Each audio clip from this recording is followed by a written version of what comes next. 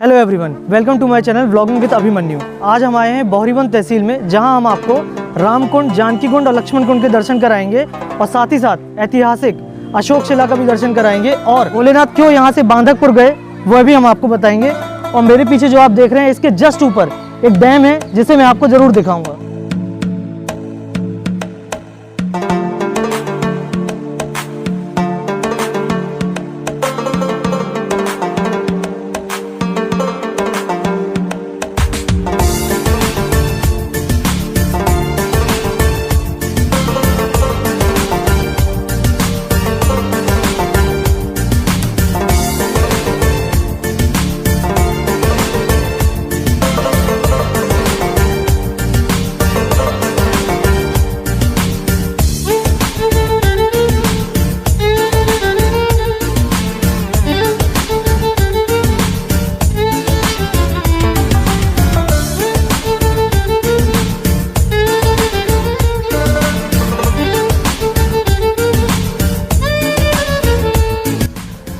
तो चलिए हम रूपनाथ मंदिर के दर्शन के लिए चलते हैं।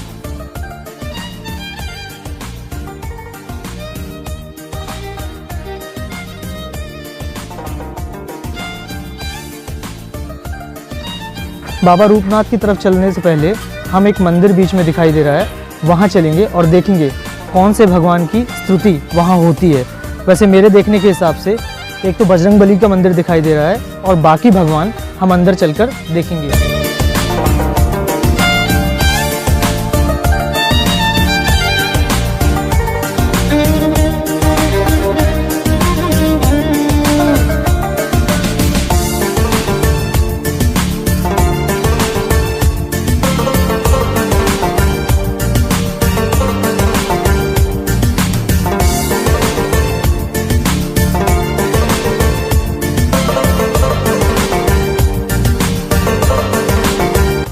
चलिए तो मैं आपको लेकर चलता हूँ अंदर की तरफ और यहाँ पर आप देखेंगे काफ़ी सारे लोग आए हुए हैं और ये जितने भी तीर्थयात्री हैं ये सारे कुंड में नहाने का मनोरंजन कर रहे हैं। लेकिन ये वह कुंड नहीं है जो राम, जानकी और लक्ष्मण कुंड कहलाता है, वह अंदर की तरफ है और वहाँ स्नान करना मना है। ये सबसे पहले हम जो है महाकाल के दर्शन कर लेते हैं, बाबा भोलेनाथ के दर्शन कर लेते हैं। यह जो रास्ता है ये बाबा भोलेनाथ की तरफ जाता है, जो यहाँ से रूट कर जो है वह बांधकपुर की तरफ चले गए थे। तो ये जो रास्ता है वो वहीं जा रहा है।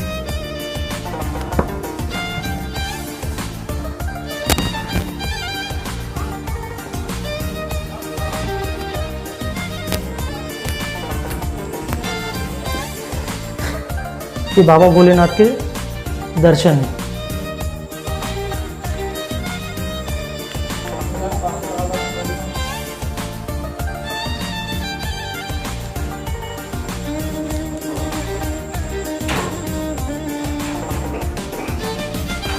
जस्ट पीछे से एक गुफा गई है और जिस गुफा को कहा जाता है कि यहाँ से बाबा सीधे चले गए थे बांधकपुर। इस गुफा को जितना हो सके उतने अंदर तक मैं आपको दिखा देता हूँ, क्योंकि यहाँ जाना वर्जित है और सेफ भी नहीं है।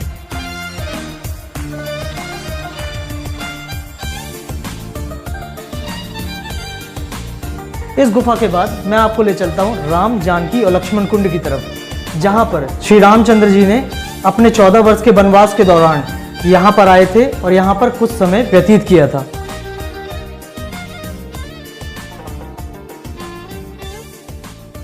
यहाँ पर हम पंडित जी से पूछेंगे कि इस यहाँ का इतिहास क्या है और वह हमें बताएंगे कि यहाँ पर क्या क्या स्थिति घटित हुई थी कि जिस कारण से राम कुंड, जानकी कुंड और लक्ष्मण कुंड यहाँ पर बने थे और बाबा भोलेनाथ क्यों यहाँ से बांधकपुर की तरफ विराजमान हुए थे।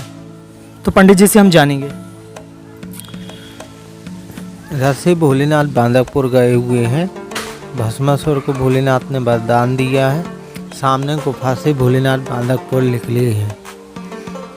इधर 14 वर्ष वनवास हुआ था तो राम भगवान चित्रकूट से इधर पे आए हुए थे, तो स्नान किए और रुके थे। तो राम कुंड, सीता कुंड, लक्ष्मण कुंड, राजा अशोक सम्राट का शिलालेख है इधर पर उस बाजू में साइड में, और ऊपर डैम है और माता पार्वती जी का स्थान मंदिर है। पंडित जी को ये जानकारी देने के लिए धन्यवाद।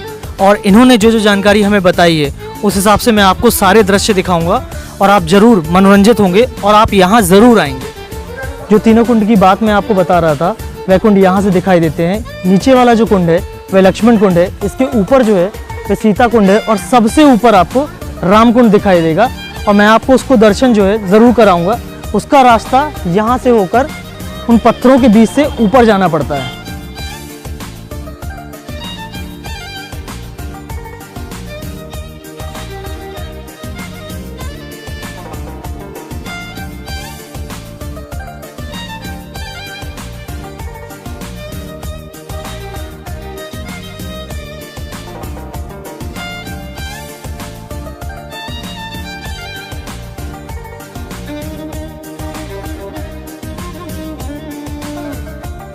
कुंडों में सबसे पहला कुंड पड़ता है लक्ष्मण कुंड और ये कुंड आप देख सकते हैं कितना खूबसूरत है। और इस कुंड में जो पानी आता है वह ऊपर पहाड़ी की तरफ से आता है और ये साल के 365 दिन पानी यहाँ पर रहता ही रहता है।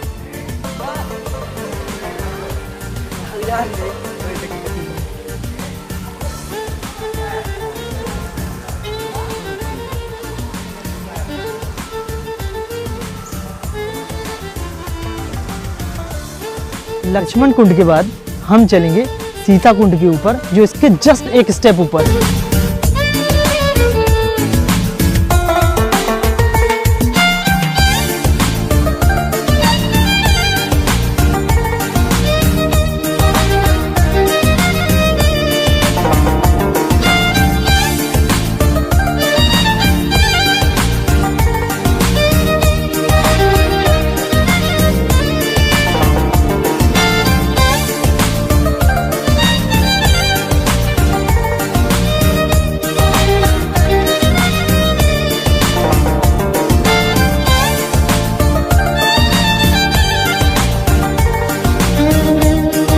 आशा करता हूं कि आपको सीता कुंड के दर्शन पसंद आए हों। इसके बाद हम चलेंगे एक और स्टेप ऊपर जहां की राम कुंड है। तो वहां जाने के लिए फिर से हमें ट्रैकिंग से गुजरना पड़ेगा और एक मंजिल और ऊपर चढ़ना पड़ेगा। इन पत्थरों के ऊपर जाने के लिए मैं आपको सजेस्ट करूंगा कि मोजे या जूते ना पहने, नंगे पैर ही ऊपर की तरफ पड़ें क्योंकि फिसलन बनी हुई है। सबसे ज़्यादा जो जोखिम भरा है वह राम कुंड ही है।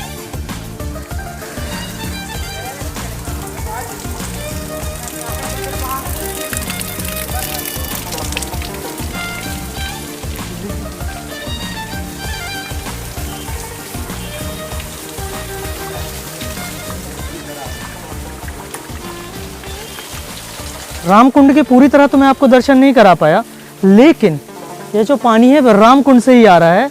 हमने रामकुंड का रास्ता भी खोज निकाला है। मंदिर से 100 मीटर आगे आप आएंगे तो कुछ सीढ़ियां आपको दिखाई देंगी, उस सीढ़ियों पे चढ़कर आप रामकुंड तक जा सकते हैं। तो चलिए मैं आपको रामकुंड के दर्शन करा देता हूँ। यह जो सीढ़ियों से बना हुआ रास्ता है रामकुंड की ओर जाता है।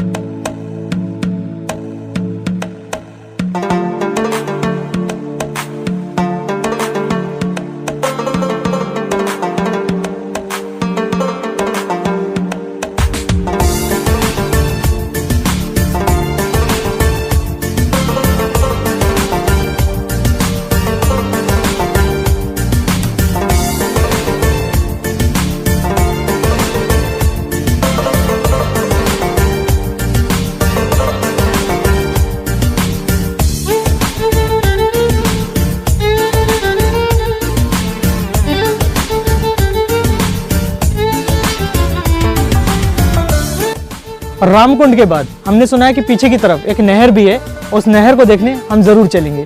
चलिए मेरे साथ।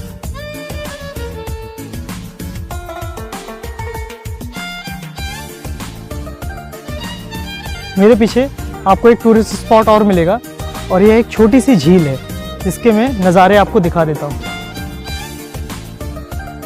सारे कुंडों के दर्शन के बाद हम चलेंगे अशोक की शिलान्यास देखने।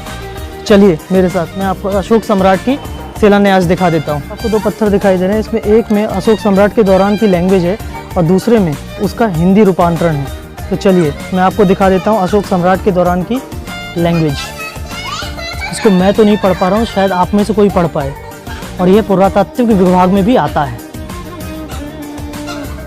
और इसका जो ट्रांसलेशन है वह आपको इस शिला में मिलेगा। इस शिला में आपको हिंदी रूपांतरण देखने को मिलेगा। अशोक शिला के बाद हम एक और ऐसे शिला पे आ चुके हैं जहाँ पर जो लिखावट को अगर कोई पढ़ लेगा तो खजाने में ज़रूर पहुंच जाएगा, जैसे कि हमने विजयराघवगढ़ में भी देखा था।